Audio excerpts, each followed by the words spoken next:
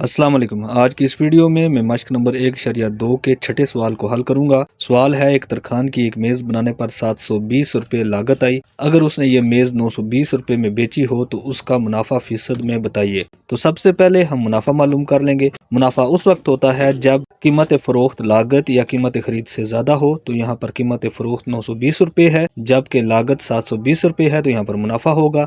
سب سے پہلے ہم گیون ڈیٹا لکھیں گے۔ گیون ڈیٹا میں لاگت دی گئی ہے تو لاگت برابر آ جائے گی 720 کے، پھر قیمت فروخت دی گئی ہے تو قیمت فروخت برابر آ جائے گی 920 کے، پھر ہم نفع معلوم کریں گے۔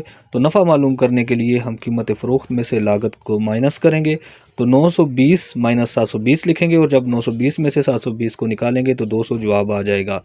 اب ہم منافع فیصد معلوم کریں گے، اور ایسا کرنے کے لیے ہم لکھیں گے منافع فیصد برابر ہے 200 جو کہ منافع ہے، اور اسے تقسیم کریں گے قیمت خرید یا لاگت سے۔ تو یہاں پر لاگت 720 دی گئی تھی تو لکھ دیں گے ہم 200 تقسیم 720، اور سب کو ضرب دیں گے 100% سے۔